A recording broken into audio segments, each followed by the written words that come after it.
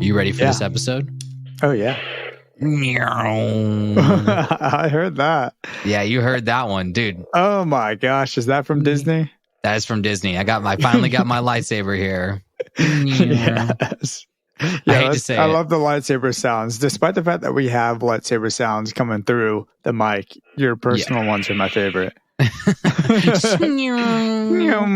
It's more of this has now become my favorite thing in my office because about every time I get on and off a call, I will turn the lightsaber on just for a little pump of dopamine, just to keep me going. Good. And it's just enough. I was like, oh, just enough. What was that? Was that the Imperial? No, not Imperial. What is the lightsaber that you chose? Because you get to build your own, right? It's the High Republic. So Disney's slowly getting the crowd ready for the books they've been releasing, but then the movies and the next kind of like programming will all be from the High Republic. And so they've done a couple of books and comic books about like, I think give or take like 400 or 500 years before the events of all of the movies and all of the content we've gotten. And then the last Jedi Survivor game, they do tons of references to the High Republic.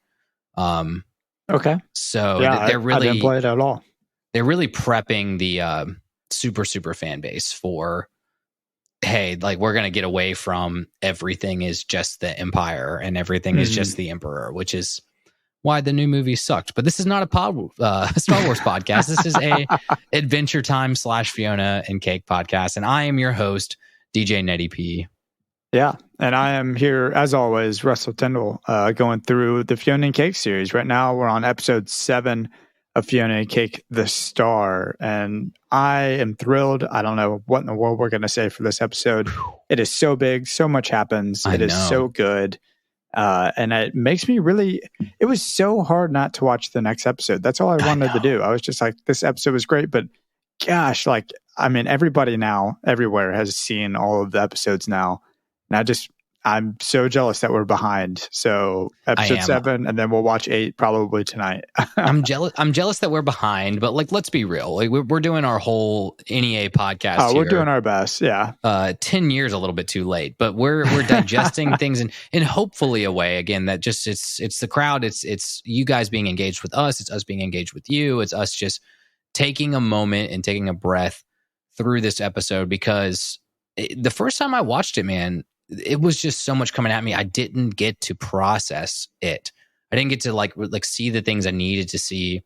And that's kind of the show in general. And it's like when you really can get into it and you watch like a silly episode about Banana Man in a truck, like it'll breeze right by you until you revisit it. So I think us going slow and basically revisiting it in the moment is helpful. Yeah, no doubt, man. I'm excited to get into this one. And it starts out a little disappointing for me because I got to say, I was super excited to get into this beautifully cozy, wonderful baby world where everything's adorable, at least for a moment, and then get out of it. But instead, we kind of catch our heroes as they're leaving or getting into a new world. And they just are like, man, that was the best freaking nap I've ever had. Best nap of my life. Now, what is your best nap situation? What is the ideal nap situation for you? I've got a very perfect idealized nap situation for myself. It's post-workout, shower, and then immediately couch for like, I'm thinking Saturday, 1 p.m. to like no later than 2:30. Any later than that, I'm wasting my time. But a good like hour nap after a workout, Yeah, no, I could see that. I think my endorphins are a little high for a post-workout nap. Like, my body's tired, but then my brain starts kicking in a little bit too much. My best. I'm not a huge napper, but like my best naps are coming through in college. I'd come home. We had this big, gross, kind of sticky leather couch. But man, I used to come home at like 2. Put on a little TV show. Nobody was in the house. And the couch would kind of get warmed up, especially in the wintertime when your body heat kind of sunk into it. and I could get. I'm a 45 minute or a 2.5 hour. Like anything in between is I get woken up in a tizzy. But if I can get that sweet spot 45 minutes of nap in, it's like ideal, The worst is when you just don't even know where you are or what day it is. The confusion. I hate that. Yeah. I hate that one. When it's dark outside, all of a sudden you're like, frick, how long did I just nap for? That's how I feel getting out of movies in the daytime. Yeah. Yeah. Like, holy shit. Too. Anyways, it was fun, man. I'm glad we had a little bit of a recurrence of that world that I wanted to see a little bit more of, with Baby Finn is in this episode, and Baby Finn is, dude, if he's you're lovely, I get it. Let's talk about how you called it. We were ending last week's last Fionna and Cake episode. Literally, one of your last notes was like, "Man, wouldn't it be so funny to see Baby World Finn show up in the next episode?" And like, lo and behold, I like screamed to Jackie, and I was like, "Russell called it. Russell called it. He did it." I did. I called it, and it was worth it, man. Though I gotta say, I felt a little bad for him. He's on the ship. They totally just leave him behind. They do. I don't know, man. To a degree, yeah. To a degree, they straight up left him behind with a bunch of vampires. He has a ship that's destroyed. I've got a good theory behind this. Well, maybe we'll save it to the end. If we miss it, I got a theory that like a world without Finn is destined to be in peril. So I think almost them leaving Finn is going to put this world potentially at a better. I think Finn either is going to kill Marceline in this universe. Baby Finn is either going to stake her through the heart eventually and save Princess Bubblegum because we end this episode and we're jumping around already. Let's just get into it. Yeah, they're falling down. I think because Finn is somewhat of the catalyst of PB and Marcy's relationship in our normal series, that he's either going to be some sort of catalyst in this universe. He's either going to stake Marcy because he's been practicing with his sword, which is my tops of the episode, or he is going to somehow be right below them and Marcy's going to stop, and something about him is going to... PB and Marcy have some weird... You mean now? You mean like right now he's going to stake Marceline as they're falling? He's on a ship. He's on the butler... He's going to crawl... No, he's going to have... After their whole entire plan, he will have crawled out and found his way over there. I absolutely believe that. You're wild, bro. No, he's for sure going to be this... again, There's an aspect of Finn, though, that's considered a catalyst. Okay. It's a hard way to describe it without doing too many spoilers, but Finn, in his essence, and then Finn across universes and Fionna is considered a catalyst of change. Yeah. And so something about Finn being introduced to this universe when there wasn't a Finn already is going to be, if it wasn't going to be Fionna and Cake, if it wasn't going to be Simon, if it wasn't going to be this badass PB, it's going to be Finn that somehow redeems this universe and saves it, because Fionna and Cake have left already, I don't entirely disagree. I just think your timeline is crazy. I think what's happening is the ship is eventually going to heal itself, is what we heard. But it's going to take time. Yeah. And then Peppermint Butler, the tank, is going to basically raise this baby, and then eventually he'll take down the Vampire King and stuff. But I don't think... He's just going to be hanging out at the bottom of the fortress, like with his stake ready to stake Marceline in the face or something. Or I guess it'd have to be the heart, but still, I don't know.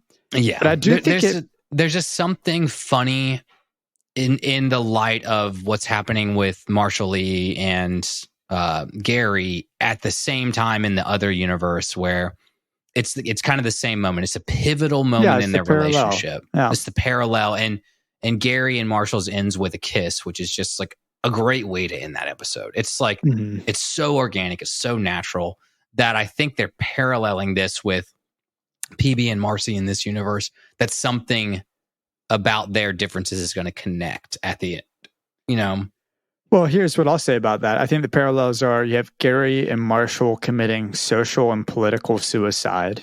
And at the same time, you have Bonnie and Marceline committing potentially actual suicide. Though, will they actually die? Will they actually kiss? We don't get to see. It gets cut off, right? But regardless, they're going down together, as is Gary and Marshall. And gosh, that's a good. I'm so good at usually drawing those kind of like metaphorical things, but the going down together that's so great. That's really what it is in my mind. And so, but I did want to mention, I mean, we're talking about Finn, and this is one of baby Finn. This is one of many issues or mistakes that Fiona makes in this series so far, because she's taken baby Finn from another world. That world won't have their Finn anymore. Exactly. Which is an issue. So, I mean, meanwhile, you have Cake thriving. Cake is just, she's mastering her abilities, her new powers. I mean, that's my tops, is mastery of the stretchy abilities with the tank that she forms, giant cake tank. But Fiona, on the other hand, is making all these mistakes as we're going through these episodes. She's killing candy people. We see her in this episode. She's just sitting there at the very beginning and being like, thinking about that and being like, oh my gosh, like I just killed a whole bunch of innocent candy people. Like, what have I done? She may have killed Farm World Finn at the end of that episode. If she hadn't been there, if they hadn't come to Farm World, that event would not have happened where the scarab stabs him in the head. I mean, we don't know if he dies yet. But then she takes a baby Finn out of the baby world. And then at the end of this episode, she stops Cake from taking down the Vampire King, or taking the Vampire King's crown off of his head, which is causing all the clouds to form over that city, right? And just, I mean, even down to her hopes to bring back magic to her own world. I mean, it feels like a very selfish decision to make for everybody in that world, that she wants magic to be there. I think a lot of people are pretty happy with their lives, if I had to guess. It's happy. It's somewhat missing. I mean, Fiona could say at the core it's missing something, but I mean, you bring up a good point. But that's a personal opinion. But it's an overarching theme of Adventure Time, and that's why I think it's really cool of what's going on with Simon in this episode, because it very much parallels to that point with Fiona in this episode of like, is my involvement, is us just being here causing a detriment to the world? Are we hurting people? And we see Simon at the beginning of this series kind of more just missing Betty, but regretting everything about Ice King. And every time you mention Ice King, he's pushing it behind him. And he's saying, oh, I don't want to remember those times. I don't want to be the Ice King. I'm better off as, this version of myself. And in this universe, when he has that moment, I think it's the most powerful moment of this episode, is when, Fiona reassures him. He's like, maybe this Marcy didn't have a Simon. And then he gets all sad about it. And that's like, it should be more of an encouraging thing. And I very much paralleled that to like, the It's a Wonderful Life, the whole movie of like, what do you see in the universe of where you didn't exist? And you see George in It's a Wonderful Life realizing it, and he has a whole new appreciation for life. And Simon still just is self-imploding. I think they're going to do this interesting parallel to Fiona and Simon of like, is our existence detrimental to all these universes? But really, it's a blessing. Like, their presence in all of these universes is affecting so many lives, so many people positively, but I'm looking at the world through the somewhat pessimistic lens, I guess.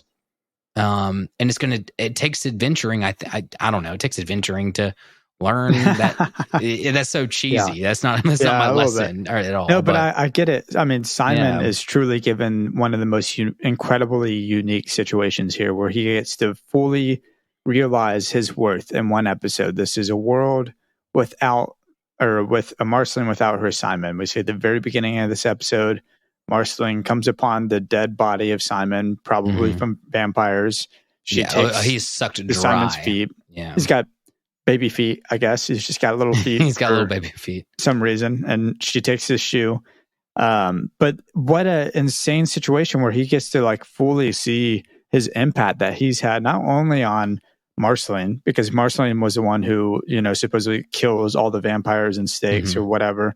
Yeah. Okay. I'm glad you know that. Like that. I was trying to, of course. This one, it leans a little on stakes, but I'm glad you kind of like, at least know that happens. It's just, I think it's mentioned and also pretty obvious, right? So The other thing is he gets to see his worth in the aspect of like the entire world has been affected by him because of him, his connection with Marceline, his use of the crown. There are so many things that like go together where the crown now is in the hands of the Vampire King. The Vampire King is using it to just totally take over the world and allow vampires to be out at any time of day, and the humans can't like get together and build forces or whatever, strategize during the daytime or make movements or crops or whatever. I mean, they're just totally at a loss.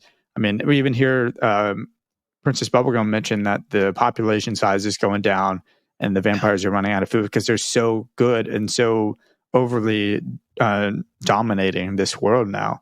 And so that's a big part of it, the crown. But then even obviously without Marceline being the one to take down the vampires, I mean, the whole world is a wreck. I mean, and it's all because of Simon. All because Simon doesn't have the crown, and Simon didn't have his Marceline, or Marceline didn't have her Simon. And you see that in the beginning of second episode of Fionna and Finn when they're in the drain together. And it's just such an interesting foreshadowing moment where Simon even mentions to Marcy, like, hey, you would be fine without me. Like, you'd probably be like so much better off if it wasn't for like me being here with you. And we get to fully see that's not the case, dude. Not like, the case, not at all. No, it's and that's why like this episode doesn't go really deep, but it has so many deep implications of like this. I mean, this show, it's called Fionna and Cake, but I really think it's a full Simon arc. Like, really, what they're going for is they're getting a full Ice King redemption story here, and I mean, at this point, I'm just like sad. Like at this point, Simon wants to get home. He wants to go crazy again. And he's not realizing that he plays a bigger part in so many different universes. Yeah, it does. And that honestly, this prime universe that we're dealing with, this one where he went crazy and he was a goofy little Ice King and Finn and Jake got to go on adventures, is probably the happiest, maybe with the exception of Baby Universe, is one of the happiest and most thriving universes where, you know, is it our central, you know, timeline arc? Who knows? But it sure is the one that seems to be where things pan out the best, you know? So yeah, I'm very interested to see. They obviously, we get a little moment in this episode with Scarab in Prismo, and Scarab's getting the call. He's getting his third missed call about the cosmic owl profiteering, ignores it. The call's overdue and he gets zapped away, which I assume is to Prismo and Scarab's boss. Yeah, I'm so curious who that might be. And so I assume we're going to get some more cosmic owl coming up here soon. And I think that that's going to play into a lot of what we get with Baby Finn, with these interactions, with how somehow Marcy and PB end up together in every universe in some way, shape, or form, of the cosmic owl being this kind of, again, similar to Prismo, kind of holding finite curves of the universe together, similarities of the universe together. But I think we're going to get maybe an arc where Simon is one of those cosmic beings, to where he is somewhat of an aspect in these universe that holds them together. I don't know. I don't know. Yeah, maybe. Well, the Scared being taken out of the picture is certainly very interesting. I mean, if we're just going to talk hypotheticals here, the main antagonist is something that I've been so curious about this entire time, because there's not a very specific, obvious through line episode to episode who we're up against other than Scarab. But if Scarab's taken out because of the boss situation, like, who does that leave? That leaves, in my mind, Vampire King, maybe, because Vampire King got to see this new technology. Yeah, and he was like very interested. He said, "Oh, I haven't seen that before."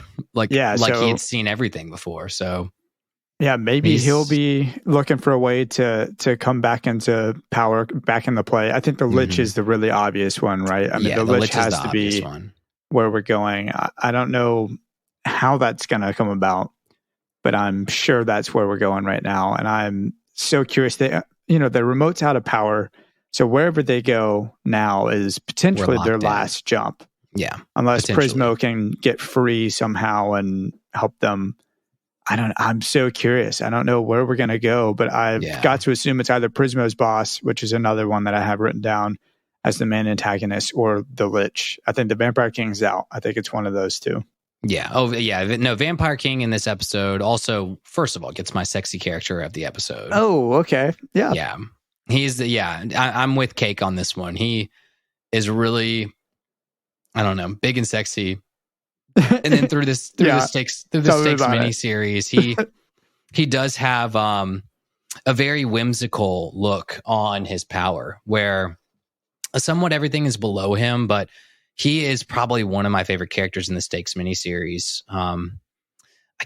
He's got a very larger outlook on life. Even in this one, a little bit. He's kind of still a dick in this one, but I'm trying to figure out how to say it without spoiling it. But he gets my sexy mainly because I also know his character from the old episodes. Yeah, that's fair. I haven't seen, as many of y'all know, I've seen up to kind of the beginning of season 5, so I'm not fully caught up on it. I haven't seen Stakes necessarily, so or at all. So yeah. I don't know, but that's fair, man. We've only just spoiled it for you a little bit. How about that? Yeah, just a touch. But there's the Cake, the humanoid cat moment in this episode, and I was like, that's not my sexiest character, but if Ned says it, I'm not gonna say it. I'm not gonna yuck his yum. No yucking yums. you got Curvy Cake as your sexiest character of the episode. No, I don't actually. Do you have a sexy in this episode? It was really hard not to, but I don't. I guess I don't know. Okay. I don't know what I want to say. I think the thing is, the one that I was going to say would be Marceline, right? Marceline's great. That's your default.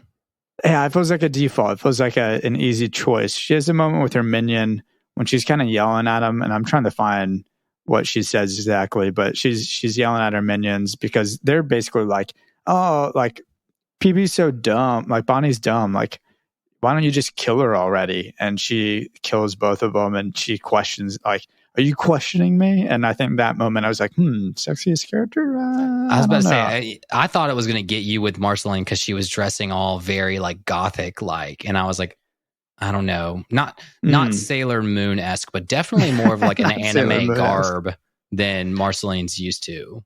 So no, it's just a good design. I just liked her design. I wasn't in the sexy mindset when I watched this episode. I wasn't in a sexy mindset. Well, yeah, we are in a like post-apocalyptic universe or whatever, so it's hard to be in a sexy mindset. She looks awesome. She looks so good, and I think the voice acting from Marceline was really good.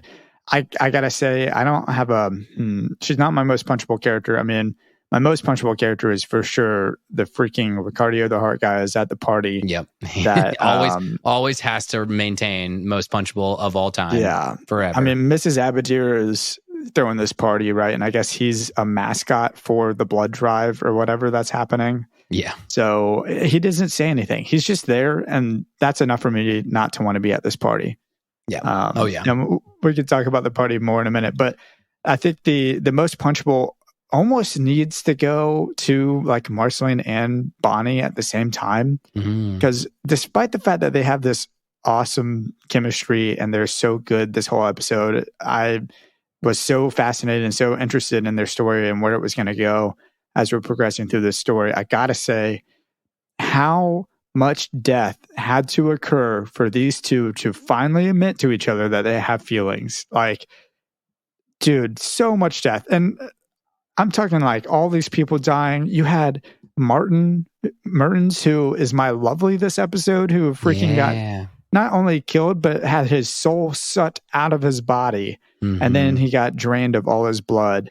And I mean, I'm sure there are just countless lives lost to the battle that has been going on for how many hundreds of years between Bonnie and the Star, Marceline, and the other vampires. And I mean, Bonnie's even like, the moment when she says the population has crashed and all the vampires are running out of food, she even has a moment where she kind of hesitates, and it feels like she's going to say, if that wasn't the case, though, yeah, you could turn me into a vampire and it'd be fine and we can be together. But there's definitely a hesitation there that occurs, and I don't know, man. It just doesn't feel like she has her heart in it. She's just fake mad. Well, they both could have killed each other 100 times, and that's what I was saying is like they're fighting, and she's like, I could so stake you right now. It'll be so easy, yeah.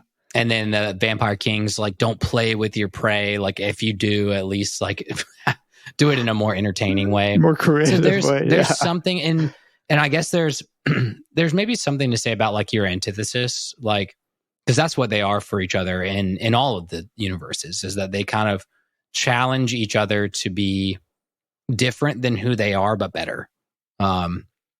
Something, and this is probably one of the most dramatic instances of that happening, but they are challenging each other in this when they're fighting. They're like, pretty much both of them has 7 moments in this fight where they could have killed each other and they don't. So it's like they don't want to exist in a universe where they don't have somebody or something that, you know, challenges the core of who they are, or challenges to the point of improvement of who they are. And, you know, Bonnie now is this badass, like, you know, A-team kind of like character. And Marceline is at her, like, you know, craziest peak of vampire / demon soul sucking beast. And the only person that I think that, well, first of all, like, she's made of bubblegum, so she really can't like suck her blood out either. So that's kind of one of those aspects of like, maybe because she can't kill her, they can't. What's the one? What's like the story arc where like both have to exist or neither of them exist? You know what I mean? Well, I don't know. You could say like good and evil, perhaps. Yeah. Well, it's like a good and light and dark. Like if one ceases to exist, then both cease to exist. Yeah. So there's no perspective of the other with the absence of one of them. I mean, that's interesting. I don't know. I don't know how I feel about their thing. It's just, y'all have chemistry. Y'all obviously are into each other. Stop letting people die. Just kiss her on around the mouth. You. Just kiss her already, or something. Just kiss her already. I don't know. Their romantic suicide thing at the end there. I don't know what is going on. Not a good option. Not the right choice. I'm sure they don't die. No, I don't know. It's if they do die, and again, guys, we're releasing this episode. We have not watched the next episode on purpose. Yeah, if Baby Finn crawls out there, stabs Marceline as they're falling, and Princess Bubblegum somehow dies at the same time, I don't know. Yeah, it's going to be your theory. I would just love to see Baby Finn be the redemption arc of this whole universe. It'd be very, very fun at that point. Beans. Yeah, Beans. I easily had Martin as my sorry. This episode. We got off the Martin train. Well, no, it's okay. I had to stop because I got really nervous about talking about Martin. No, it's okay. I know Martin is very different in the main series. I know Martin is not a good dad. I understand that he's okay. So you do know he's Finn's dad. Like we're beyond that point. You can't not know that. Again, this is like a I'm your father bit with Lord of the Rings. Like I think I knew that Martin was Finn's dad when we were on season 1. I think somehow an image on the like one of the main Adventure Time Instagram accounts probably spoiled that for me. You can't get around that stuff when you're on the internet and trying to be social and trying to grow a platform or a podcast. Yeah. But he's just adorable. Like he's just the sweetest man, you know, he loves this little baby guy. He's just like, oh, I love this little guy. And he's a super expert. He's got beans and cabbage He's great, man. He's just so great. He did not deserve to get his soul sucked out. And then, that's the funniest thing, man, is why this is such a very important part of this episode. It's so quick, but it's very important to this episode because one, him and Baby Finn share this moment where he feeds Baby Finn's the beans. And he's like, oh man, I love this guy. That one of our Prime Universe Finn's like main story arcs is that he's really fucked up about not having a dad. And when him and Martin finally meet, Martin is the total opposite of this Martin. And Martin says a line when he saves Fiona. She's about to have her neck bitten by the vampire, and he stakes the vampire in the back, hands her hat back, and he's like, pay it forward. And that's such an important line because our main universe's Martin is a very like, I'm gonna like just totally be narcissistic and like do whatever it takes to survive. I don't care if anyone helps me. I don't care if I get given 100,000 bejewels of gold. I'm going to continue to screw people over for my own survival. So I think it's almost important for him to die in this episode for someone else on purpose, because it completes his not his whole story arc, but the fact that Martin is a selfish, terrible father as the main theme of the show. And in this episode, he actually helps someone else to his detriment. It's redeeming. It's redeeming for what they made Martin out to be in the first place. I hate to blame it all on Fiona, because Fiona is the one who instigates let's go help these two people that are out, the fake humans where the vampires have the masks on. I mean, it is her fault in a way that he dies. But it is. Really, it is. Absolutely. I'm sure the Star and Bonnie have had many moments way before this where one of them could have killed the other. Again, like I was saying, I mean, Bonnie had her eyes sucked out, supposedly, or taken out by Marceline in this universe. So I don't know, man. I don't know how to feel. I don't want to blame it all on Fiona. She's learning how to be a good hero. She's having to do a crash course of it. And unfortunately, she's making a lot of little mistakes along the way. I'm sure she's going to redeem herself. But there are definitely a lot of universes that are maybe not better because she's been present there. Well, you bring up a good point, because it's the fact that Fiona in this episode is so concerned about others. She's so concerned about, how she affected the last Winter King universe that she was in, and how she's affecting this universe. And she doesn't want Cake to get hurt, and she doesn't want to. She knows it's dangerous. However, when Bonnie's like, if you see the big picture, this is not what we need to be focused on. And she's like, I've never been a big picture person. And then she dives right in to danger.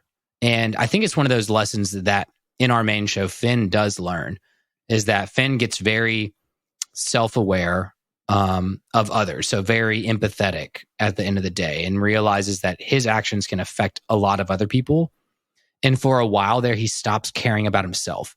And he's like, if I'm the one that has to suffer for the sake of protecting others, I'll do it, even if it means making stupid decisions. And so that's, I think, this point in Fiona's growth that we're getting to, is that she's like, oh yeah, like Cake, no. Even though you're super stretchy and powerful, I'll run out and try to kill the Vampire King. It's almost like this suicide pact of I'll be a hero if I die protecting others, even if others are 100 times more well equipped to fight this battle. So I think this is something that she's going to have to get over, of dying the hero doesn't necessarily make you a hero if you're making stupid decisions. She was trying to escape at the end there, and Cake was like, no, we could take the crown off. The mission hasn't been lost yet. And Fiona's we got to bail. This is our time to go, sort of a moment. Exactly. I don't know, man. I'm saying that in the sense that Cake is very in this universe, just done the tank thing, killed a bunch of vampires, proved herself 1,000 times over that she can Cake's a real not hero. just handle It's herself, but she knows what she's doing. And Fiona, I think, if Cake were to die doing something valiant in this universe and trying to, not only complete their mission, but also save these people that they've grown to have relationships with now, that Fiona would take it personally. And she'd be like, it's my fault that Cake died. It's very much, I think, our story arc of the hero thinks they're the main character. And I think that's Fiona, even though the show's called Fionna and Cake, Fiona's gonna not be the main character. She's not gonna be the end all. It's gonna be a group effort. It's gonna be something about everybody working together with their strengths. Look at Dungeon that we just from season 1 of Adventure Time. You can't fight battles and win battles where it's not your strength. And you've got to trust that, your partner's strengths are going to be what helps them fight their battles, Yeah, definitely. So I don't know. Huh. Yeah, you're more powerful, stronger together, certainly. We'll see. I'm very curious about that. I got to say, though, to the whole parenting thing, it was kind of neat. I do love the parallels. Again, we've already talked about the kiss at the end, but just Gary almost deserves to be somebody's lovely, despite the fact that neither one of us have him as our lovely. I mean, you have Simon and Gary who call out the bad parenting at the end of the episode, which, as you mentioned, is such a reoccurring theme throughout Adventure Time. But man, Gary is in this incredible situation that he's just in love with it. He's like, oh my gosh, there are power brokers, tastemakers, like everyone in his industry is here it's the first this time, party. Maybe except for Marshall, he's ever spoken with anybody that like gets what he's doing. With his pastry verse. So I know, what a chance though. He's just like putting it out there. Someone could have stole his idea, but I guess they respect the fact that he's this young artist. Maybe that's just your defense mechanism for networking, Russell. Maybe you so. Can't throw out all your ideas to every stranger you meet there. But he's impressing them, right? He's got a potential investor that he's talking to, and he's talking to, well, at first it was like that high-powered attorney was interested in, and potentially the investor Marjo, which I don't know if he's someone that we should know. I think I was trying to draw the parallels. I think it's supposed to be Margles the Sky Witch. If it was, they did a really weird parallel to that. Or I don't know. Yeah. Sorry, okay. Maja the Sky. Margles is Magic Man's muse. Oh yes, Maja the Sky Witch. Excuse me. Okay. That might have been the parallel to that one. So, but again, it was just a weird parallel. Everybody in that room was supposed to be a parallel to somebody else. We saw Magic Man's there. We saw Magic Man there. We saw Ricardio. We saw, I think one of the ladies in the background was maybe supposed to be a Flambeau. There was ones where I was like, oh man, I can't spend an hour like just it wasn't talking worth it. Or like looking up all the parallels. But he gets distracted. He's in this conversation with this potential investor for his idea that, he's got this, what was it, 64-part plan for. Like, he's ready for this moment. And then unfortunately, or fortunately, maybe, because obviously it worked out in the end there, Marshall is getting berated by his mom on the other side of the room, and she ends up just like calling him out in front of everybody, and it's brutal. Like, what is it? She says, "We can forgive youthful mistakes and years of embarrassing decisions," like in front of everybody. About Marshall re-entering into his mom's world, which of course, as Mrs. Abadir, the parallel to Mr. Abadir, Abadir wants nothing more than their child to be like taking over the family business one day. So, well, I love that. I mean, it's a huge parallel because we talked so much about it in season 3, or was it? Yeah, when we went to the Nightosphere and returned to the Nightosphere and everything. When Hudson is trying to get Marceline back into the family business and does it by way of manipulation, i.e., the necklace that Marceline wears at that episode, and this one is like, she actually even calls out, like, thanks to the lemon carbs and their favor that they did me, I was able to get my son back in the family business. And like, she totally recognizes the fact that she manipulated him back into the family business by repaying a favor. But Gary realizes that he did that for him. Yeah, he's like, holy crap, Marshall did that for me. Why? Like, don't do that, I don't know. It's so crazy to me because so much of what we've talked about in the show is about like the faults in Princess Bubblegum and the where she makes her mistakes, where she's selfish, where she's fascist, where she's narcissistic. And Gary, like you said, probably should have been our Lovely, because he just like, he sees that moment, and he sees the moment where he's like, Marshall put himself on the line to get me here, but at the detriment of his entire core of himself. And he's going to give up on everything. And he does not want to be part of his mom's business. He just wants to be a musician. But Marshall was willing to totally give all that up for Gary. And so I think whatever's next for them is Gary going to pays be... it back. He's going to be blackballed from the industry, but I think his product is so good, it's not going to matter anyways, right? I think that's what's beautiful about what he has going for him is, he might be blackballed from all these investors and stuff, but if your product or the thing you're creating is good enough, like, it'll speak for itself. You're going to build a crowd. And I think that's he's just going to have to be confident on his own moving forward. And he's already confident. He's willing to be blackballed for Marshall, who... And I think Marshall gave him that confidence, too. Marshall gave him that confidence when they sat in the bakery together the last episode. And definitely. Marshall was like, you got a good idea, man. Like, it doesn't matter what the lemon carbs say. And so I think that this like is going to be such a really good... And I don't know, man. Like last week we were talking about how things have to get worse before they get better. And maybe this was kind of that getting worse before they get better moment. But I think what's in store for them is going to be something. Now we're on the up and up. Now this may have been our valley in their story together. Well, their relationship itself is kind of flawless, it seems. Yeah, but the things around them, a little the situations, too good to be true. The star-crossed lovers or whatever, they're in a bad situation, but they're in it together, and they're gonna get out of it somehow, and that way is gonna be together. And as we see them going up to, I'm assuming Marshall's room. I don't know. Did they go up or down? I thought they were just going to leave. Oh, maybe they went down. They definitely got in the elevator. They definitely got in the elevator. I think it was. I love at the very last episode of Adventure Time, to spoil it all for you, is when Marceline and Bonnabelle share their first kiss.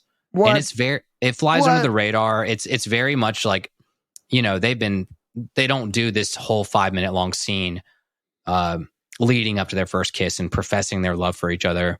There's just a scene where it's like they kill someone and then they kiss, and that's it. That's the end of the scene. And so I think that this one too, romantic.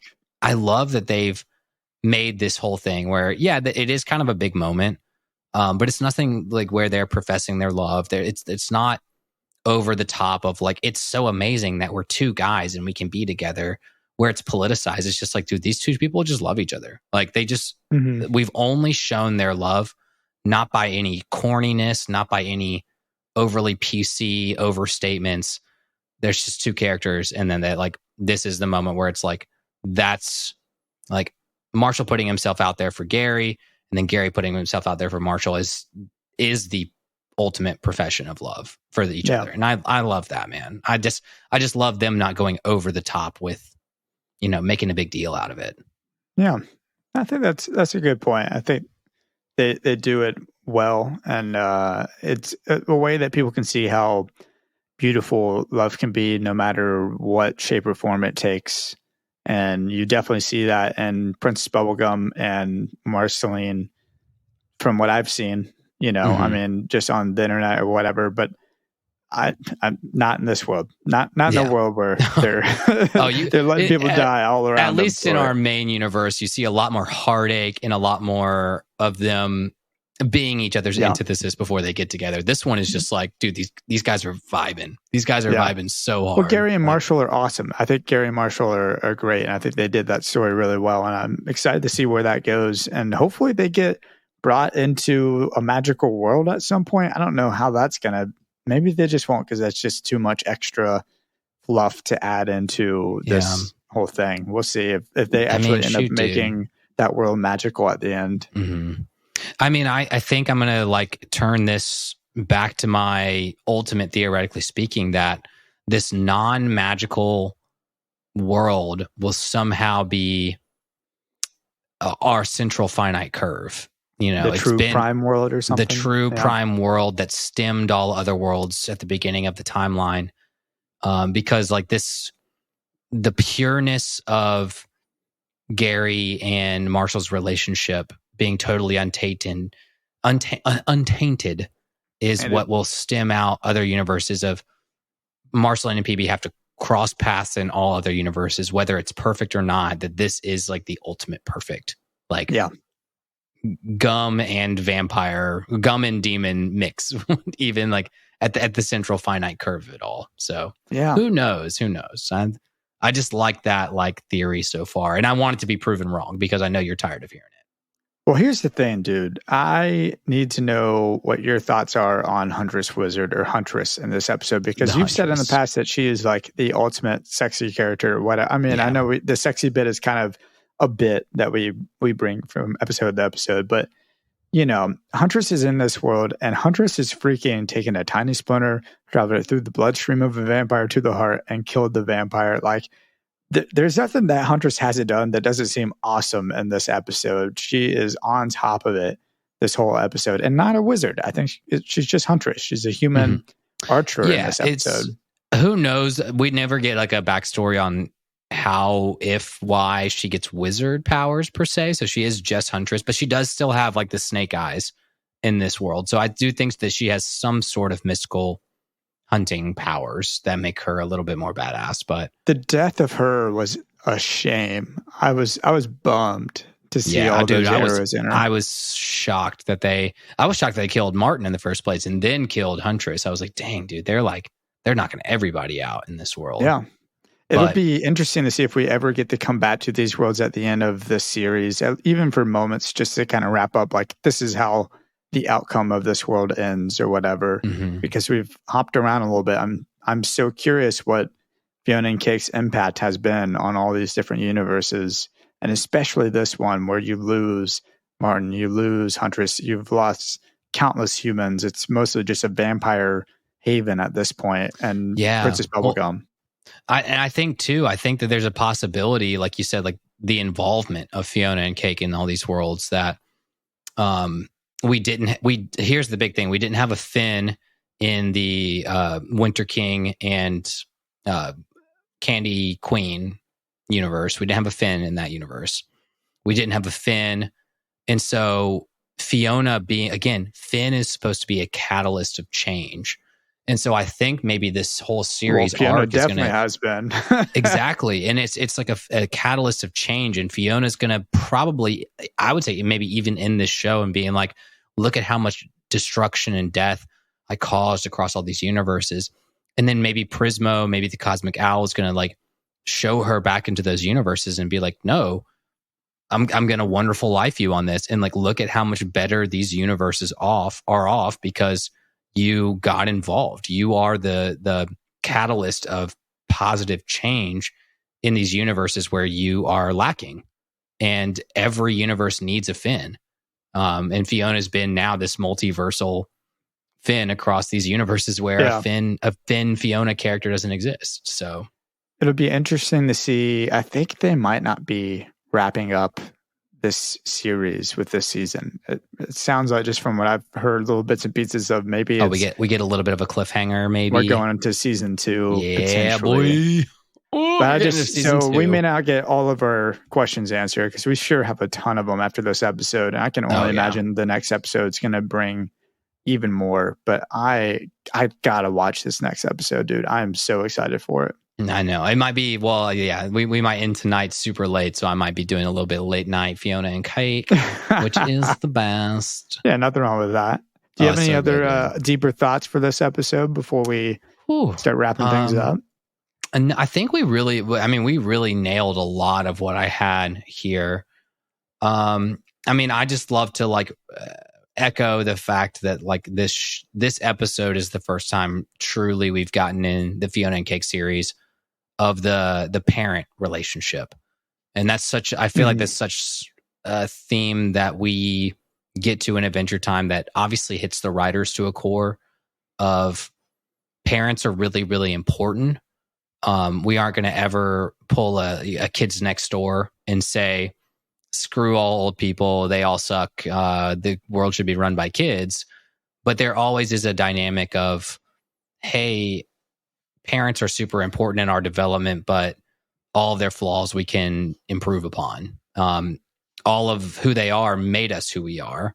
We should appreciate that, but never get bogged down like, the Marceline Abadir versus Abadir and Marshall in this episode is, I think, just like such a really cool real world concept of, you got to be who you got to be. Like, your parents may hold stuff against you. Your parents may disagree with what you got to do, want to do. And it's to your detriment if it's sacrificing who you are to please your parents. So if we are getting into lessons, which I guess we're about at that time, is don't be a parent pleaser. Like, people say don't be a a people pleaser. Don't be a parent pleaser. If you know you got a lot to offer in the world, and your parents, who you appreciate and who made you who you are the ones holding you back, like, you got to step up and respectfully say, no, I can't do that. That's not who I am. That's not what I want to do. That's not who I'm meant to be. So that's my lifetime movie moment of this episode. Yeah. Wow. All right. Yeah, definitely. I don't even need to summarize that. I think you said it pretty well. Respectfully disagree you and with I your parents both, is okay.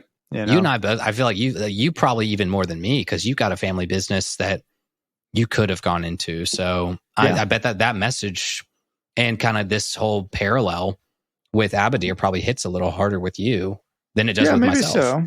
I think the thing is, I was given the opportunity to do what I wanted to do, and I have very respectful and wonderful parents who were willing to go, hey, like, you got to make this decision for yourself. I'm not making this for you. I'm not going to force you into this, despite the fact that I'm sure that my dad and my uncle and their cousin would have loved all of their kids to go into the family business. It probably would have made them so proud. Yeah. But I don't think they're any less proud, and I'm very fortunate for this, despite the fact, or they're any less proud that we didn't go into it. Like, I think they're very proud of the fact that we've all built a life for ourselves outside of the family business and have forged our own path. And I think it's worked out pretty well for most of us. And it's definitely tough. And I think we're going to see Marshall Lee in another season, maybe, and Gary. And hopefully, it'd be cool if Marceline in the vampire universe, where she doesn't have a Simon, is maybe the catalyst of having Fiona there, is that she turns against the vampire king and joins Bonnie on her side to fight the vampire king. And maybe that's where you have that catalytic change, and baby Finn growing up, because he's no longer in this baby universe where you have to be a baby. Maybe he can age now. I mean, I'm he certainly can actually age. Interested in all of that. I do want to say, I mean, not that this is continued on that lesson point, but we got to talk at least for a moment about Billy. Yeah, Billy's dead in this world too, man, and it's tough. I hated, at the beginning of season 5, I hated seeing the Lich like wear the skin of Billy. That tore my heart out, and so it was rough seeing Billy with the sign saying "turn back" and just totally destroyed by vampires. Dude, we already, I think I've already quoted this in this show, but you either die a hero, aka this universe, or you live long enough to see yourself become the villain, which is what happened in the other universe when he gets the Lich skin on him. So, because in our Prime universe, Billy isn't doing shit when he dies. He's chilling in a cave with his treasure, being kind of an ass. He's kind of an ass. Like, he's like, I did enough of my hero stuff now. Well, he's given up on it, right? He's like a nihilist. He's just like, it's not worth it. They just come back. It's all of that, and he doesn't have a Jake. He never had a Jake. He was a solo hero, and so through his adventures, he never had a friend that he shared the treasure. And then there's a great episode called what is it called? I think it's called Golden Meat, or no, Fruit and Meat, or something like that. Where Finn and Jake are like, we got to get rid of all of our loot. We got to go spin this shit, dude. Like, we got to go have a good time. And Billy's just sitting on a treasure or cave full of treasure. And I think in this universe, you saw Billy get to die the hero. He died trying to defend the world. And so it's brutal. It's brutal, but it's what he did, And in our universe, we just got to live. He had to live long enough to where he was the agent of evil in a way, shape, or form. In a way, yeah. I mean, he was used to be that. He was never a bad guy himself, but the Lich wore his skin and tricked Finn and Jake. Anyways, my lesson is vampires are so 2007. So they should have been left there. No. I'm sorry, Marceline. Yeah, vampires, it's too late, man. We're way past that now. You want to know what we did in the last week? My wife and I watched the entire. Well, I watched the last 3, but all the Twilights. Oh gosh. So I'm fresh off a Twilight kick here. Not to say I've never seen it. Ooh, it's a doozy. It's a doozy. Yeah, did you enjoy it? You could say if you enjoyed it. It's fun. It's a fun universe with terrible, terrible, god awful writing. Like, and I hate if fans want to rip on me on that, you can do it on the email, you can do it on the Discord or whatever. But Jesus Christ, it's terrible writing. I prefer the fan fiction of that, if you know what I'm talking about, 50 Shades of Grey. But anyways, my other lesson is I've also never seen that movie. I've never seen that one, but trust me, I referenced it 50 times while watching Twilight, and I was like, oh yeah. Oh, he bruised you a few times while you had sex for the first time? No, it's just sexy? Fan fiction. It's just fan fiction. No. So my other lesson is never underestimate a buff baby. So maybe you're right, man. Maybe the buff baby does it at the end of the day. He's got to be a part. Like, they would not have done this long, intricate going to baby world into this world without some sort of Finn catalyst arc, man. And I just want like a music montage where you see him grow up and start to be better at fighting and stuff, and then cut to present day 10 years later when he kills the Vampire King. That would be awesome. Yeah. That'd be super absolutely cool. Well, can you give me one more Lifetime movie lesson over here? Yeah, I guess so.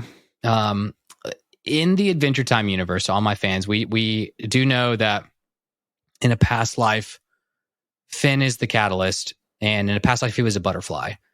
And I think I've always struggled with that as an Adventure Time fan. It's like, I don't get it. I don't know why that was such a pivotal plot point. And it's the butterfly effect. It's, you are the butterfly. Simon was the butterfly. Fiona is the butterfly. Baby Finn, I think, in this terrible, terrible vampire universe is the butterfly effect of where you have a very, even though it feels minuscule, even though it feels tiny, like it is a crazy, crazy butterfly effect of like what you do in your universe. And so that's my Lifetime movie moment. Because that's, again, this show is getting me all down in my gummy center of my heart. And it just makes me want to be cheesy. I like that one. That one feels more pliable. I like that one. It's a little bit more pliable and applicable. So for everybody, certainly. And also a great thing to keep in mind, no matter where you are in your life. So yeah, well, hey, dude, I'm pumped. We're done with this. We can go watch the next episode. Frick yes. It's been a week and a half. Oh man, yeah. I saw episode 10 come out and I was like, oh shit, I wish we could record every day, y'all. I know. Y'all, this has been the craziest time in Russell and I's life, just with travels, and we always say that, but like, honest to God, like this has been a nutty season. And so thank you for hanging in there with us. And Russell, where can all of our lovelies and sexies get down on this Adventure Time vibe? You can get down on this Adventure Time vibe at, well, man, I mean, the one I want to, it's not my rec, but this is where I would highly recommend you get down on that vibe. The Patreon. We have a Patreon page. Never Ending Adventure Podcast is the Patreon page's title. We have another podcast that we're doing that we're going to record an episode for right after this. We can finally catch up. Yeah. The very first episode of Over the Garden Wall. I am so over the moon excited to talk about. Oh my gosh. I mean, it's so good. This is Russell's second One Piece is Over the Garden Wall. It's so good. It's so good. Ain't that the way it is? Or ain't that the way? That's what Greg says. Ain't that the way? Yeah. Also, check us out on Instagram at Never Ending Adventure Podcast, TikTok at Never Ending Adventure Cast, Twitter at NEA_podcast. Email us your thoughts, your opinions. Get on the Traveler's Log. I know we haven't done one this whole series, but it's kind of been difficult too. And also, most of the logs are about season 5 or 4. So we'll get back to it once we are done with this little series, probably. Yeah. Other than that, I mean, we're on YouTube. We don't really have any videos up yet, other than the podcast and clips and stuff. But maybe one day we will. So go ahead and subscribe there if you can. And Ned, my rec for this week is opt. Give it to me. Yeah, I'm going to say opt for the more personal hang this week if you can. We had the opportunity this past Saturday to go to the same wedding here in Nashville. And at the end of it, it was, dude, we haven't even talked about this. freaking the longest wedding I've ever been to in my entire life. It was a Catholic wedding. So I wasn't expecting mass, but we did mass. We did mass. And then that was my first full mass, I think, too. Dude, we partied from, and I was actually told that wasn't a full mass. That was like a shortened mass for a wedding. Jesus. So, yeah. So, I mean, we got out of the ceremony at like 3 maybe. And then from 3 to like 9:30 or something, or 3 to 10, we were at the reception and drinking and hanging out. And it was a lot. It was really a long time. Long one. It was fun. But then afterwards, instead of going downtown, which some people were going to a bar on a hotel rooftop, we ended up just going back to our place, Ned, Jackie, me, and Allie, and we just hung out for maybe another 2.5 hours or something. And that was, that was worth it. That was so much better than going to I'm so glad we didn't go to that hotel rooftop after 7 hours of partying. I realized that I was sitting there. We were trying to talk to you guys across the table over the loud music and just not really being able to talk about what we want to talk about. And I was just like, I'm going to have, and here's where I'm a toxically extroverted to where I either get FOMO or I get, other people want me to hang out at other places and I was a groomsman in this wedding and I didn't go to the after party, but I was like, dude, I am going to have such a better night if I just go and talk to Russell like I wanted to do the entire night. I did not really want to go and meet JL's weird aunt or anything like that. It's like I just want to go talk to my buds. Like, I would say, the advice is I'd echo your rec of going upset other people to go like build better relationships. Yeah, I mean, don't bail on every situation, but certainly if you've got a personal option where it's like you and a handful of people, like, and you can actually have a good time and develop a relationship a little bit deeper, like that's always worth it in my opinion. But yeah, freaking awesome. So excited to keep moving on the Fionna and Cake train. And man, if there's a second season, I don't know what I'm going to do. It's going to be a whole year from now, probably, maybe 2. Thank God we've got a very chill 2024. So if it happens as a season 2, odds are we're going to be able to keep up a little bit better and maintain both podcasts at the same time. That'd be great. All right, y'all. Party forever. Oh, love you guys.